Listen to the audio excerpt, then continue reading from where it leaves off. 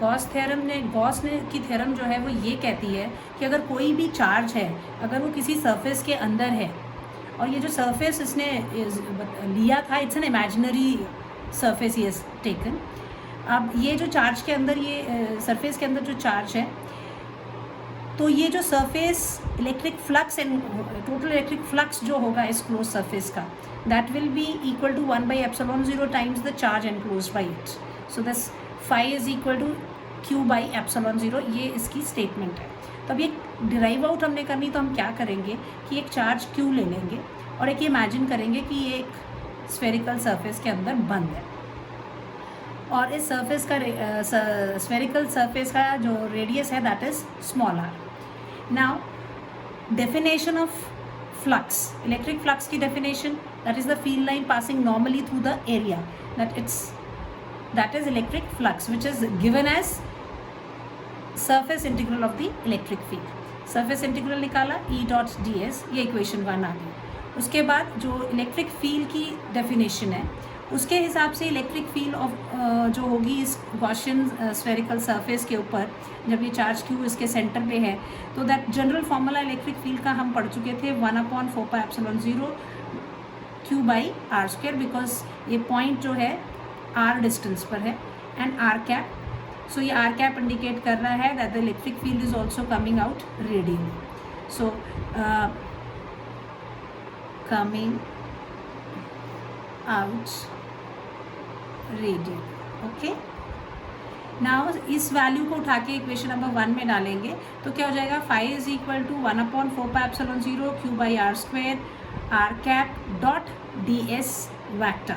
अब इसमें से ds वैक्टर को हम क्या लिख सकते हैं, ds n कैप, क्योंकि कोई भी vector in terms of n cap is what, n cap होता है, अगर ये छोटा सा एरिया आपने लिया हुआ है, इधर से एक नॉर्मल ड्रॉ करते हैं, तो ये यूनिट वेक्टर है जो इसके नॉर्मल है, इस डायरेक्शन में कौन हो जाएगा, the area vector, ds vector निशान लगा दिया। अदरवाइज ये क्या है, दिस इज अ स्मॉल, ये एरिया एलिमेंट हमने कौन सा लिया, छोटा सा लिया हुआ है ds।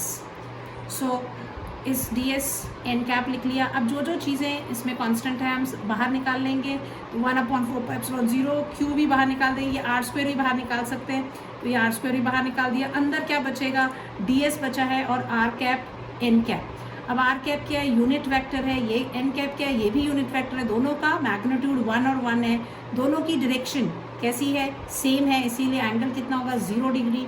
So cos 0 is also 1, तो ये सारा term is equal to 1। So we have this close surface integral ले रहे हैं ds का।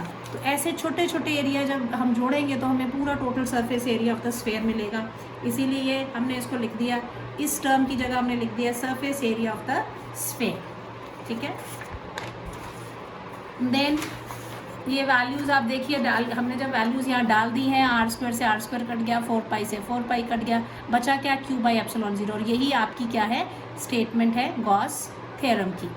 अब हमने प्रूफ कर दिया। अब इसके कुछ केसेस हैं जो हमने डिस्कस करने हैं। अब अगर ये जो सरफेस है, कोई भी क्लोज सरफेस है, इसके अंदर अगर चार्ज 0 चार्ज है, कोई चार्ज ही नहीं है, तो हम इलेक्ट्रिक फ्लक्स कितना हो जाएगा, फाई का फॉर्मूला कितना है, phi is equal to Q/ε0। जब चार्ज ही नहीं है एनक्लोज्ड, तो Q की जगह 0 हो जाएगा, तो the electric flux will be 0। So if no charge Q is enclosed by the surface, then flux is equal to 0। दूसरा लेते हैं, इसी सरफेस के अंदर अगर मान लो 2 चार्जेस हैं, एक +Q है, एक -Q है, तो टोटल चार्ज कितना हो जाएगा, again 0। So again flux will be 0। इसका मतलब इसमें थोड़ा सा ट्विस्ट करके क्वेश्चन क्या पूछ सकते हैं कि डायपोल अगर इनक्लोज्ड है सरफेस के अंदर, तो कितना इलेक्ट्रिक फ्लक्स होगा, the electric flux will be 0। अगर इसका थर्ड पॉइंट है कि आपके पास बहुत सारे चार्जेस हैं, तो कितना इलेक्ट्रिक फ्लक्स होगा। तो हमें क्या करना है, सिर्फ वो जो टोटल चार्जेस हैं उनको एड अप कर देंगे, तो total sum of those charges को लेना पड़ेगा, ठीक है।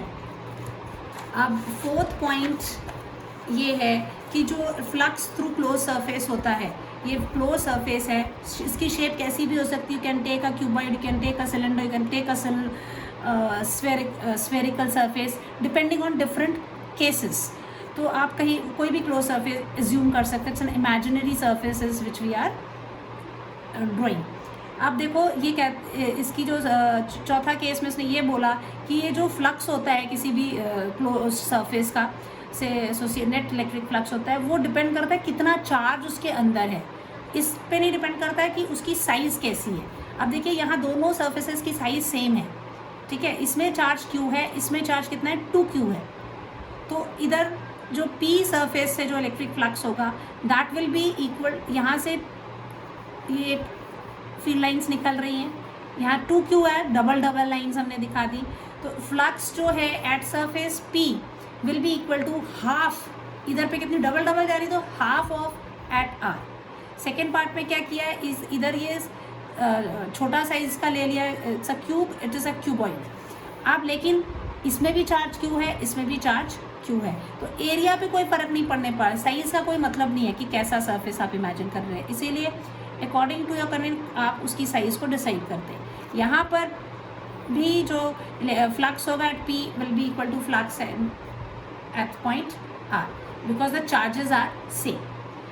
फिफ्थ पॉइंट जो इसमें आपको याद रखना है बच्चों वो ये है कि अगर जो चार्ज है बाहर है, सरफेस के अंदर नहीं है, तो नेट फ्लक्स क्या होगा, इसमें भी नेट फ्लक्स ज़ीरो होगा। तो नेट फ्लक्स ज़ीरो कब कब हो रहा है, पहला पॉइंट हमने देखा कि जब कोई चार्ज ही नहीं एनक्लोज्ड है, दूसरा जब डायपोल है, दो इक्वल एंड ऑपोजिट चार्जेस हैं तब भी फ्लक्स ज़ीरो है, तीसरा अगर जो चार्ज है वो सरफेस के बाहर है, तो यहाँ से जो फील्ड लाइंस आपके बच्चे निकल रही हैं, जितनी फील्ड लाइंस अंदर जा रही है उतनी फील्ड लाइंस बाहर निकल रही है, तो नेट फ्लक्स इसका जो होगा दैट विल बी ज़ीरो।